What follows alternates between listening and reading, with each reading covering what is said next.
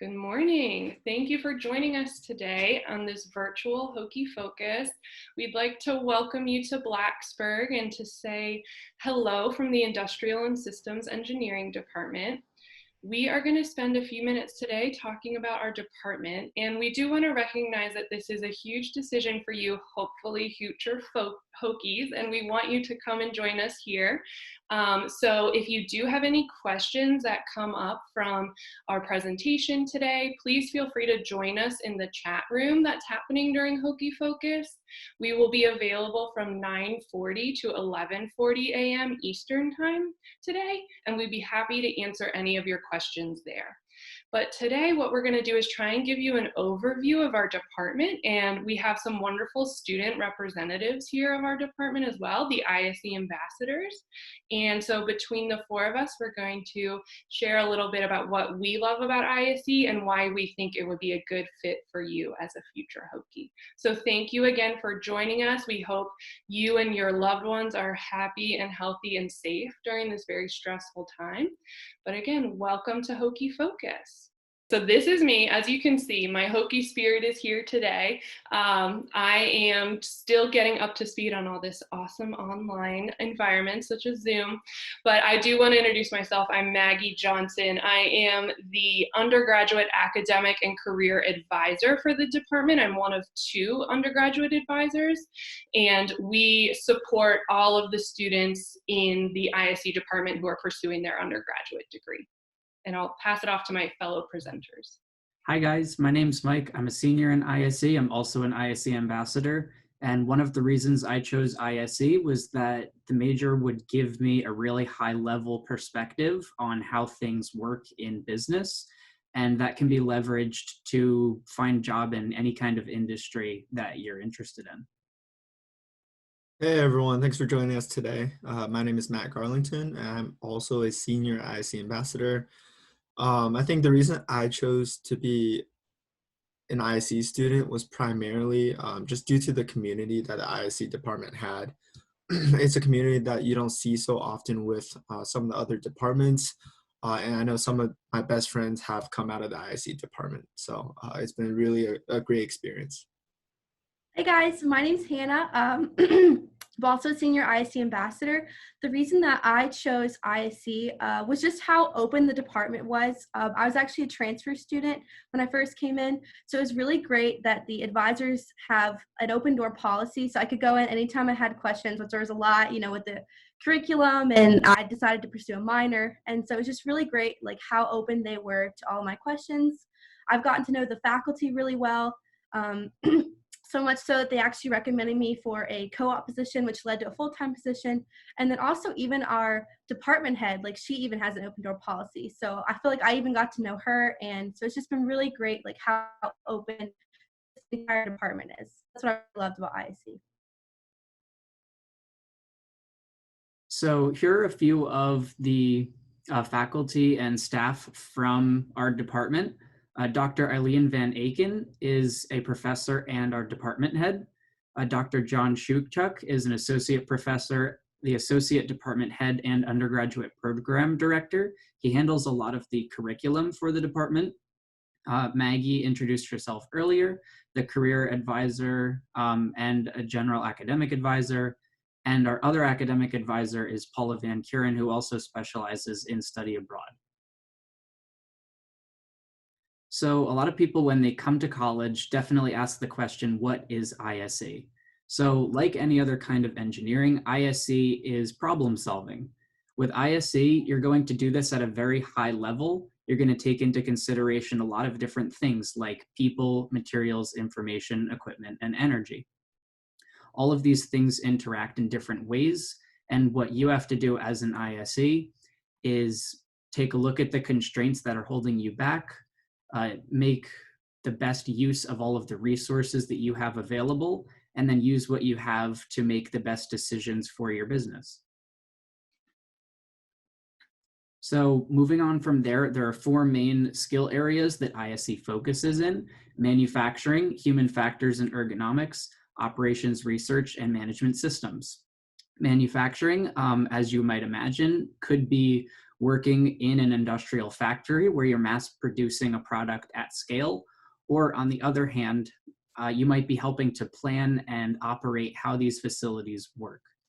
Human factors and ergonomics, it deals with how people interact with any kind of system, whether it's a car or a chair or a website, and it tries to make things safer and easier to use for people. Operations research is much more mathematical. One thing you might be doing is like using advanced math techniques to help an airline figure out if they have enough flight crews to manage all of their flights, make sure that every flight has a pilot, make sure that they're not spending too much money on hotels for their flight crews and things of that nature, and making sure to save costs.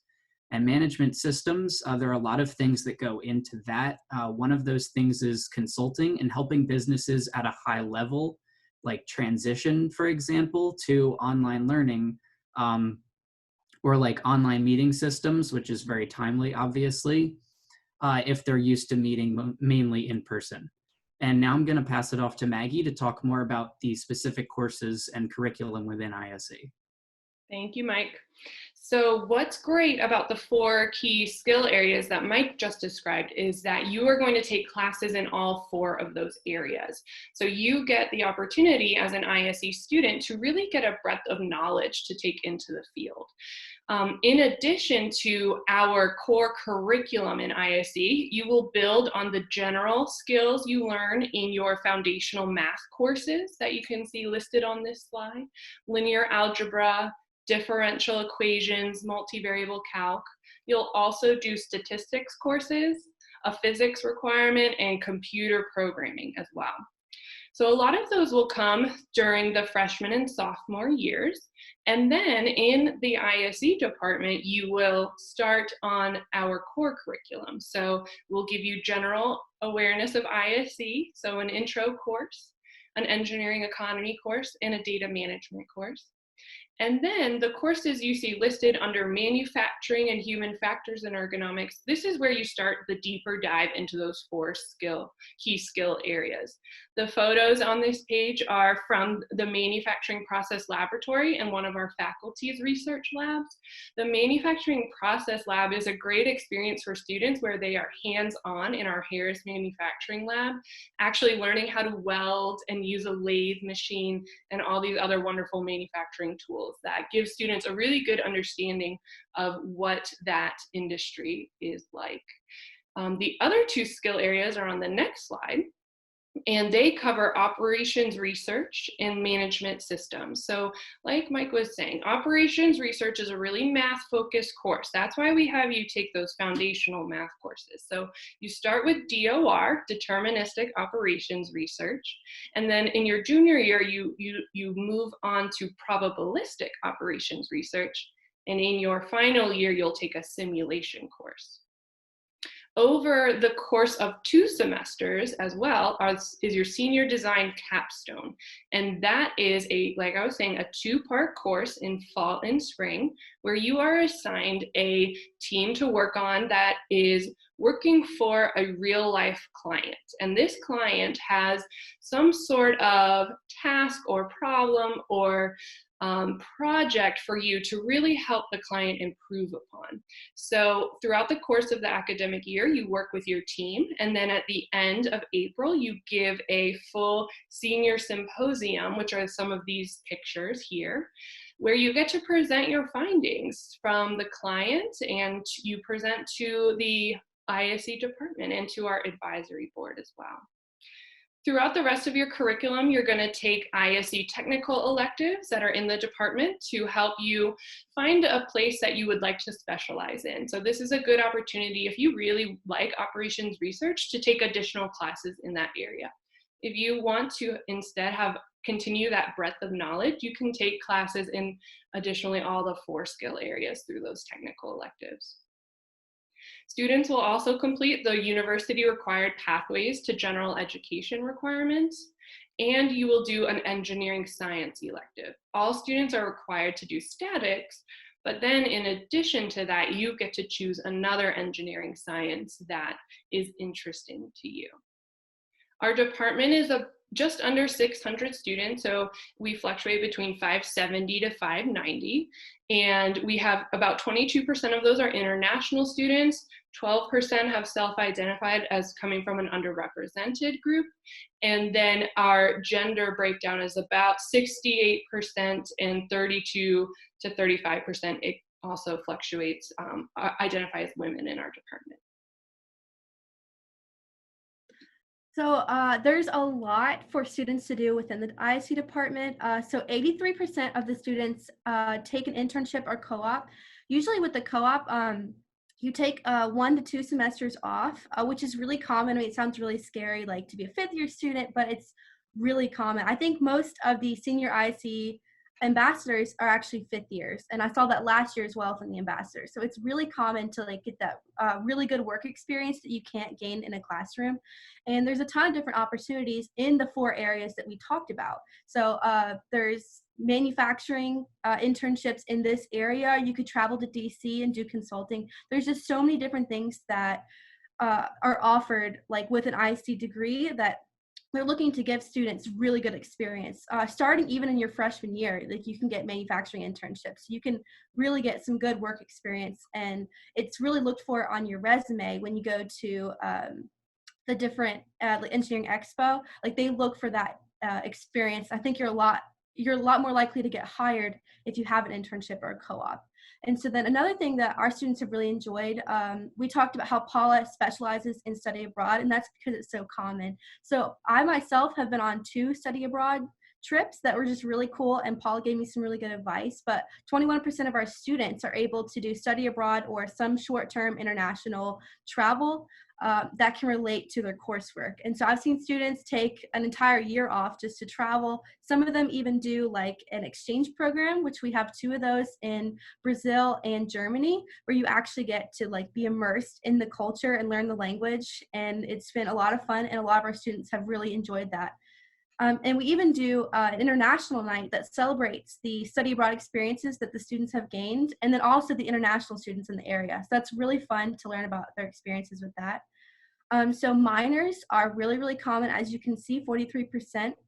And so a lot of students get a business minor that they can apply to consulting, or if you're interested in operations research, you can get statistics or computer science, like if you want to do software development. There's a lot of room within the IC curriculum and the classes you have to take to fit in classes that can be lead to a minor. And some of them, even in the case of the business minor, several of the business classes can be substituted with IC classes because the curriculum is so broad. And so 78% of the students attend a professional conference or symposium, which includes IISc. We actually hosted the IISc conference this year. And so it's a really great way to meet people, to build a network, like what Matt talked about. And so it's just a really great way to grow the number of students that you know in other schools, and then also the number of people within the industry that you can meet. So 42% of our students are a member of IISc, which I mentioned the conference before. You can see on the picture on the left. This is a really great student organization that does professional networking and different events. They host where you can do resume reviews. And so they're just a really great way to get involved with ISC. And you can even join that your freshman year, so you can go ahead and get involved in the ISC department. And then 19% of our students volunteer for ISC or the college or university regularly, whether it's through a big event. The ISC department is big with the Relay for Life. We do different ways to raise money for that, and then we're just really big into volunteering, the ambassadors especially. So we love volunteering and giving back to like such a great department. And so here are some of the organizations. Obviously the biggest one, IIC, has the most students. The IIC ambassadors, which is us. Another big one is Alpha Pi Mu, which is a professional industrial engineering society. It's just a really great way to meet other high-performing students. They do like a cocoa and cram to where you can get together and study for difficult tests. And they offer different professional ways to network as well. And there's so many, like the Society of Manufacturing Engineers, which I'm a part of, and I really enjoyed, Informs, Human Factors, and the American Society for Engineering Management. There's just pretty much any of the 4 areas you might be interested in joining. There's definitely a student club or an organization that you can be a part of. And so another big part of the department is undergraduate research. And so this is a great way to get to know the faculty and get to work with a real world problem that the faculty have come up with. And then they give you some kind of task to like help with it. So like 29% of our students work with this. I've done this myself to where we had to optimize a network of feedstock farms. And so it was a lot of fun and really challenging, and it's a great way to, in a learning environment, apply what you've learned so far to a real world problem, and then the faculty can aid you. And so rather than like an internship where you're kind of out there and you have a boss that you have to work for, this is a great way to get experience, but within a learning environment. And so there's great projects that are going on right now, which is data analytics with Dr. Jin and smart manufacturing, like flying robots, patient placement at Duke University. Like there's just so many different ways that you can get involved in manufacturing, ergonomics, and even human-centered design. So it's a lot of fun.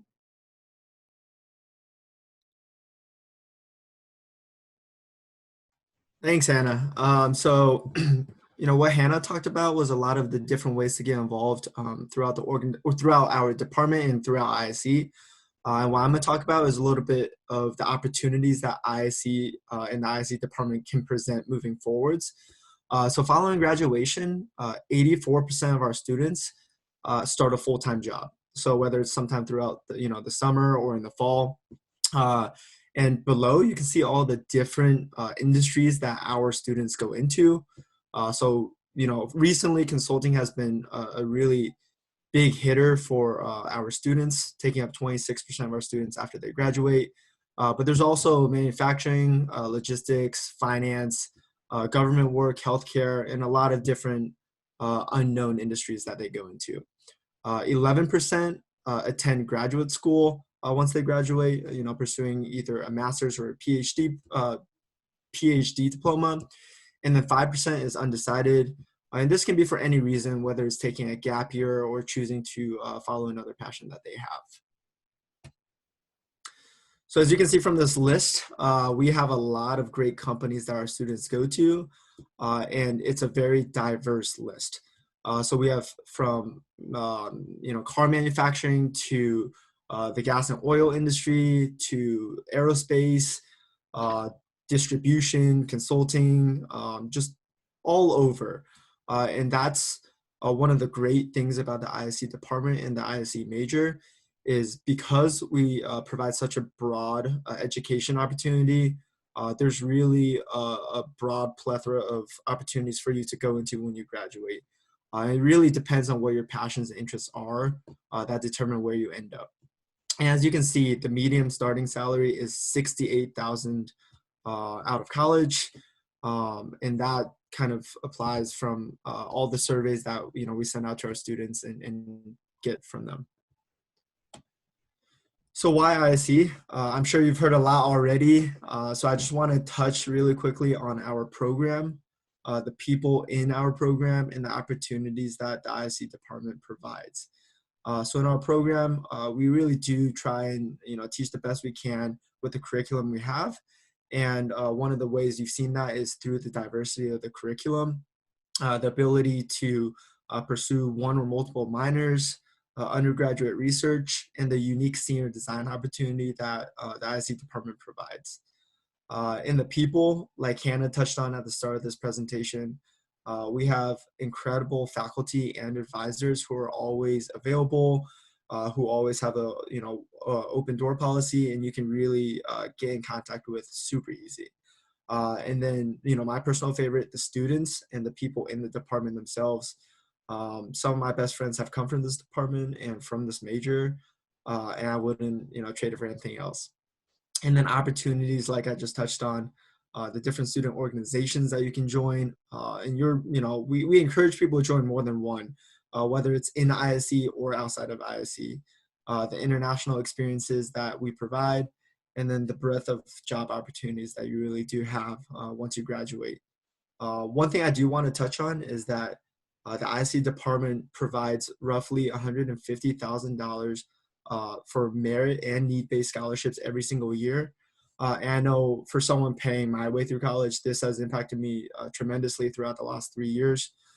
So it's been a really cool opportunity to be impacted by that.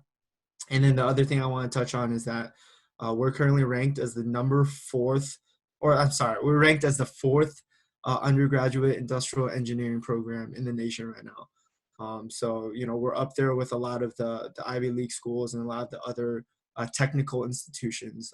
And a lot of it is due to these 3 different reasons that I just talked about. So with that being said, we're unfortunately not going to be able to be with you at this moment, but we do have members waiting in a lobby ready to chat with all of you.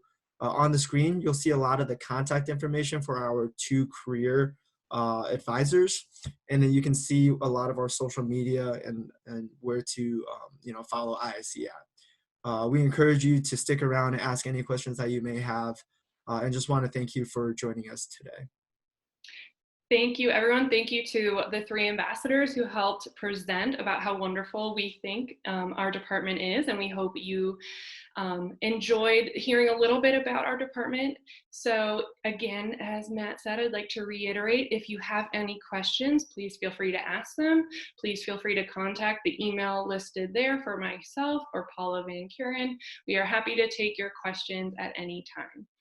So I hope you all have a great rest of your weekend and stay healthy out there. Bye, everyone. Go Hokies.